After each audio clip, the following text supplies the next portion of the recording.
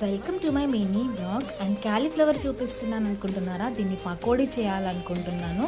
And hot వాటర్లో అయితే చిన్నగా కట్ చేసుకొని బాయిల్ చేసుకున్నాను.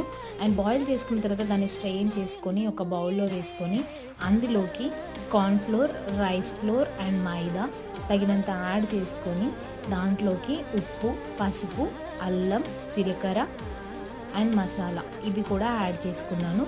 సో ఇవన్నీ యాడ్ చేసుకున్న తర్వాత వాటికి పట్టించేలాగా మిక్స్ చేసుకోవాలి కాబట్టి అలా కొంచెం కొంచెంగా వాటర్ యాడ్ చేసుకొని మాత్రం నేనైతే మిక్స్ చేసేసుకున్నాను.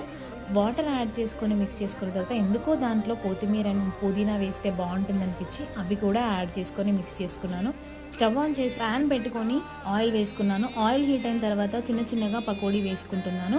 అవి కొంచెం సిమ్లో వేగనివ్వాలి, ఎందుకంటే పకోడీ మొత్తం మంచిగా ఫ్రై అవుతుంది కాబట్టి చిన్న చిన్నగా వేగాను. అంతే, ఫైనల్గా నా పకోడీ అయితే రెడీ అయిపోయింది. Thank you for watching my video.